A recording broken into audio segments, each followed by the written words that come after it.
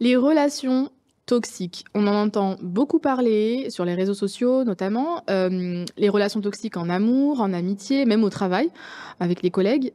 Toi, en vue de ce que tu fais, les femmes que tu accompagnes et voilà, ce que tu as pu voir, comment tu définirais toi une relation toxique et comment on fait pour la déceler? Alors, une relation toxique, il y a une échelle de toxicité. Il y a la toxicité légère, voilà, et puis on peut glisser parfois dans la toxicité plus sévère jusqu'au pervers narcissique. Mais évidemment, tout le monde n'est pas pervers narcissique. Malgré tout, on peut quand même avoir des relations toxiques. C'est important d'en prendre conscience et de travailler là-dessus. Alors, comment savoir si on est dans une relation toxique? Eh bien, la première chose, c'est qu'on se sent pas à l'aise. On se pose des questions. À partir du moment où on se demande si c'est une relation toxique, c'est qu'il y a forcément un problème. Sinon, ça roule, on est bien, c'est spontané.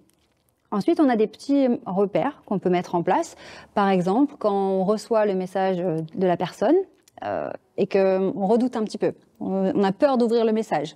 Ou alors, on ne sait pas quoi répondre, comment répondre. On a un peu peur, quelle est la tournure de phrase qu'il faudrait que je choisisse, comment la personne risque d'interpréter mes propos. Je ne voudrais pas qu'elle interprète mal. On commence à marcher sur des œufs. Là, déjà, c'est pas normal. À partir du moment où, dans une relation, on n'est plus du tout dans de la spontanéité, que c'est plus naturel, qu'on a des appréhensions, il faut commencer à se poser des questions. Alors, évidemment, quand c'est le big boss qui t'envoie un message, voilà, t'es un petit peu impressionné, ok. Mais dans une relation où on n'est pas censé avoir d'appréhension, ça veut dire qu'il y a un climat qui s'est installé qui n'est pas sain. Donc, à partir du moment où il y a un doute, c'est qu'il n'y a pas de doute. Et ensuite, on va creuser le sujet pour voir d'où vient cette toxicité, qu'est-ce qui est malsain. Est-ce que c'est la façon dont la personne se comporte? Est-ce que nous aussi, on a un profil parfois, par manque de confiance en soi, par peur, qui finalement laisse l'autre penser qu'il est autorisé à faire certaines choses avec nous? Voilà, à partir du moment où on sent que c'est pas sain, on ouvre le dossier. Alors, pourquoi, quand on sait que c'est une relation toxique, comme tu le dis, quand on se rend compte en fait que déjà rien que se poser la question, c'est pas normal, pourquoi on n'arrive pas à s'en défaire spontanément en fait? Ça paraît simple au final de se défaire d'une relation. Alors, ça paraît simple, en fait, en réalité, ça ne l'est pas du tout, parce qu'il y a énormément de freins qui vont venir. On peut déjà avoir la croyance que c'est pas bien de mettre un terme à une relation, surtout en amitié. C'est pas bien de t'éloigner de tes amis, c'est pas bien, non, t'es pas une gentille fille de faire ça, hein, syndrome de la petite fille, etc. Les injonctions qu'on a pu avoir dans son éducation, la famille, etc. Et donc, on peut ressentir de la culpabilité à prendre ses distances avec une personne qui, pourtant, est vraiment toxique. Alors, toxique, ça peut être une personne qui vous juge, qui vous rabaisse, qui est tout le temps en train de critiquer vos choix, qui est tout le temps en train de se plaindre, en train de casser l'ambiance, en train de vous pomper votre énergie, vous demander des services voilà, où normalement, honnêtement, c'est pas correct. Enfin, c'est écrit noir sur blanc. On a des exemples, des preuves que la personne est pas bienveillante, qu'elle est irrespectueuse. Mais au fond de soi, on a cette injonction à être, il faut être gentil, il faut maintenir cette amitié. Être une amie ou être un employé modèle, une bonne employée, c'est rester malgré les difficultés, etc.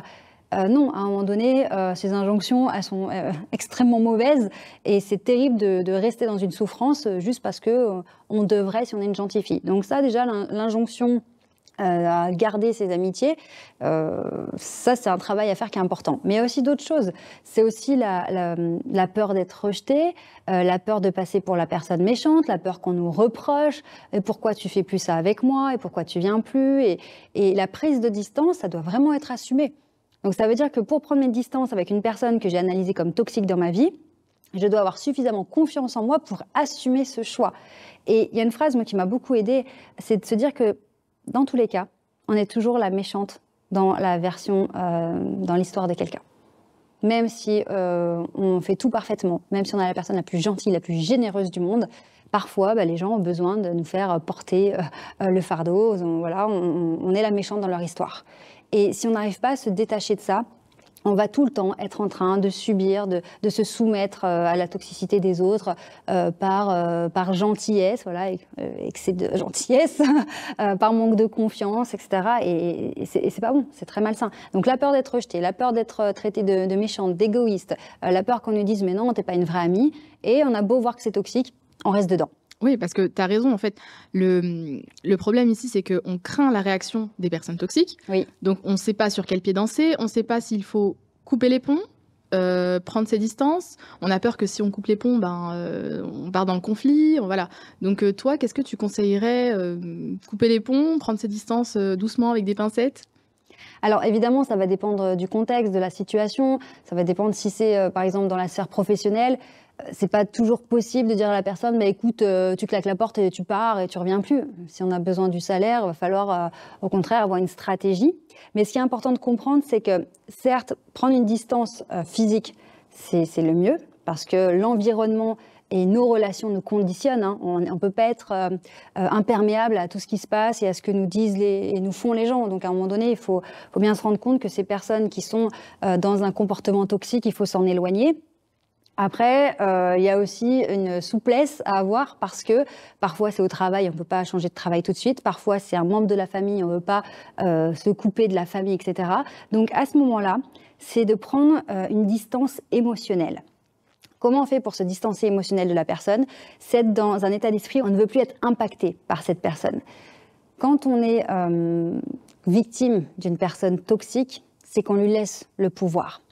Et ces personnes qui se comportent mal, elles choisissent toujours leur cible. Parce que ces mêmes personnes ne se comportent pas de la même façon avec quelqu'un qui a du charisme, qui a confiance, parce qu'elles sentent bien que soit il n'y aura pas de prise, soit elles risquent de se prendre un retour de flamme. On va lui remettre ses responsabilités en pleine tête en lui montrant qu'elle est clairement dans de la toxicité. Donc une personne se permet d'être toxique avec la personne qui va l'accepter.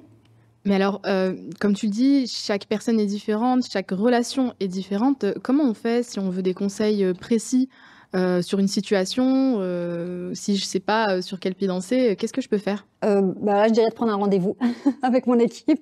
Parce que ce qu'on a mis en place, c'est des rendez-vous qui sont offerts, des rendez-vous téléphoniques, parce qu'on a réalisé qu'il y a énormément de situations différentes. Quand c'est des problèmes relationnels, ça peut être avec un collaborateur, un manager, un directeur. J'ai le cas d'une cliente, c'est son PDG qui est, j'ai envie de dire, ingérable. Vraiment, même si on a une intelligence émotionnelle faut être solide.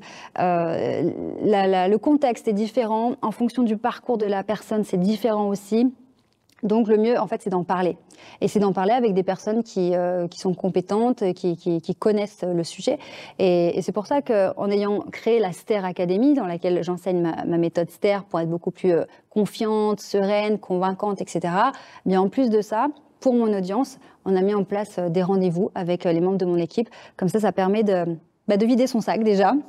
Et puis d'avoir le retour d'une personne qui est bienveillante, recevoir du soutien, de l'écoute et avoir une vision de la situation qui va être différente avec des axes dans lesquels on va pouvoir travailler, prendre en force intérieure et reprendre les choses en main. Et là, ça change tout. Et c'est vraiment pour ça que je fais ce métier, parce que j'ai le sentiment qu'il y a une grande injustice avec des personnes qui sont bienveillantes, qui ont des belles valeurs, qui sont gentilles, profondément gentilles et qui se font manger par des profils méchants, sans scrupules. Et je me dis, mais pourquoi ce sont toujours les profils méchants, grande gueule, qui sont outillés en communication, et les personnes gentilles, bienveillantes, elles ne savent même pas comment faire, comment s'affirmer, c'est même pas comment se défendre, mais simplement s'affirmer, avoir sa place et ne pas laisser l'opportunité à des personnes de venir les embêter, quoi. Donc c'est d'ailleurs cet état. D'ailleurs, c'est un peu le thème de ton livre, Vous êtes trop gentil. C'est exactement sur quoi ça porte, c'est ça, la gentillesse, le surplus de gentillesse qui va pourrir les relations. Oui. En fait, c'est vraiment ce truc où on pense que plus on est gentil, plus on est validé, plus ça se passera bien, et pas du tout. Être gentil, évidemment, c'est une qualité, c'est une merveilleuse valeur que moi je défends, j'adore les gens gentils, je travaille qu'avec des gens gentils, mes clientes sont toutes des personnes gentilles. Mais quand on est trop gentil, on donne le pouvoir aux autres. Et en général, quand c'est trop gentil, c'est parce qu'on a peur. Peur de s'affirmer, peur de prendre sa place, peur de déclencher des conflits, peur de ne pas savoir argumenter, de ne pas savoir négocier, de ne pas savoir se défendre. Donc on est trop gentil en espérant que ça passe. Et finalement, on vit tout le temps dans la peur. Donc c'est pas sain du tout. Très bien. Écoute, je te remercie Charline, merci.